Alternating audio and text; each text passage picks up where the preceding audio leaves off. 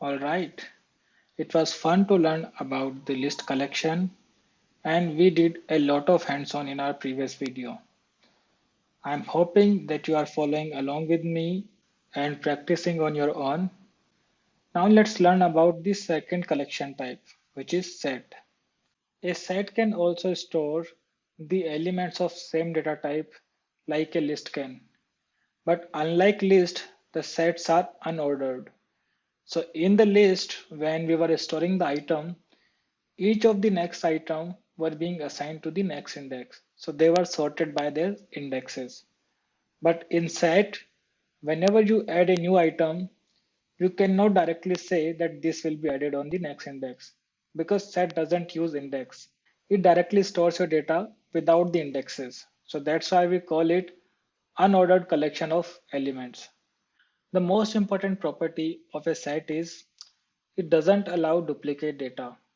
So this means if you try to insert the same data again in the set, it will not accept it.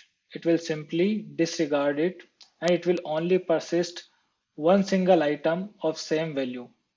Although you can add as many items in set, but they all should have different values. None of the item can be duplicate.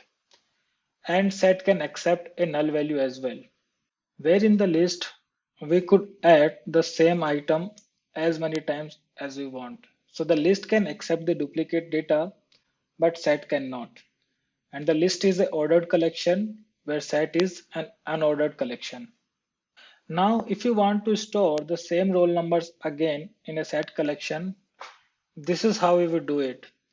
So the only change here is instead of using list, we will use set and rest of the things remain same. The first statement here defines a set with some initial values, where the second statement initializes a set with empty values. So it doesn't have any item in the beginning, but we can add those items later on. Now let's also check how set stores the data.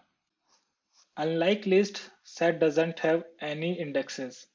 It simply stores your data as is without any indexes. And if you want to get an item, you will directly get it by its value. So in list, we used to get an item by its index, but in set, you can get an item by its value.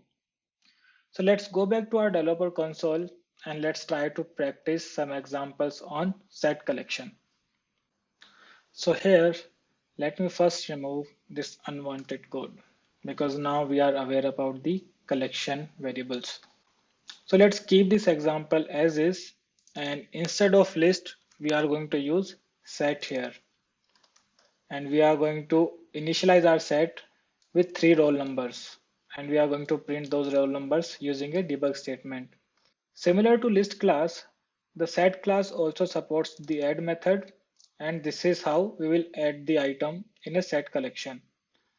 Then we are going to print our roll numbers again. And from here on, instead of using the index, we are going to start using our values. So let's remove rest of the code. First, let's execute this code as is, and then we will try to do some modification.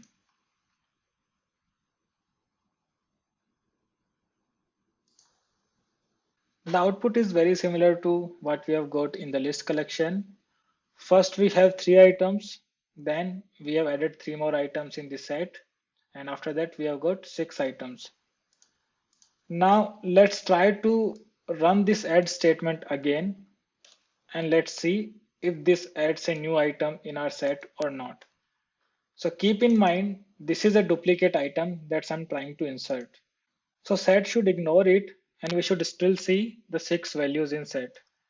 So let me comment here, adding duplicate values, and I'll simply say not allowed. Where is my n? Let's execute this code.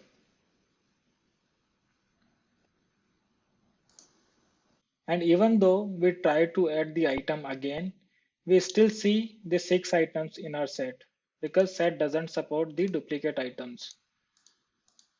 Now let's try to check if a set contains a particular item or not.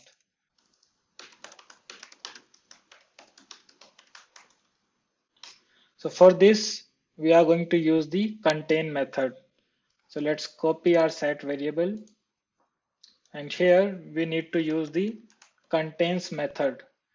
And this contains method return either true or false. So if a set has the item that we are going to give within this contain method, then it's going to return true, else it's going to return false. So let me copy one of the value here and give inside the contains method. And now if you want to print the output of this statement, we can give it inside the debug statement. So this should return true. Now let's copy this statement and give some random value. The second statement should return false because our set doesn't have this item. If you want to delete an item from a set, you can use the remove method the same way how we use it on a list. So let's delete an item.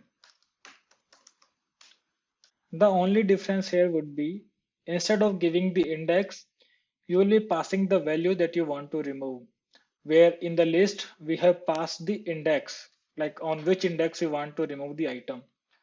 So here let's use our roll numbers variable and let's call the remove method. And now I'm going to remove the last value from my set. And after that, let's print our set again so that we can see the changes. Like the list class, the set class also supports the size method to return the set size. So let's get the set size as well. And for that, let's use our debug statement. And let's use our set variable.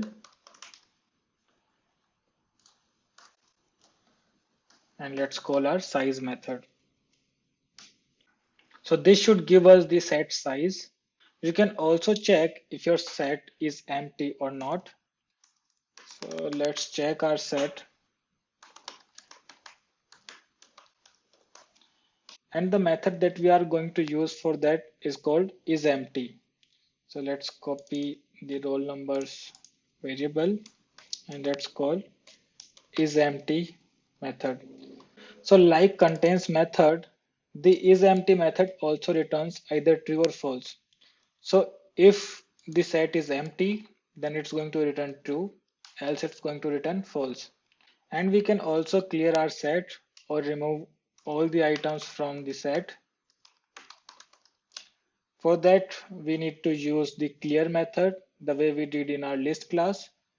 So I'm going to copy this variable and call clear. By this time, I'm hoping you have started understanding of how the programming works and how you can use variables and the debug statements in Apex. After clearing the set, let's try to check if the set is empty or not.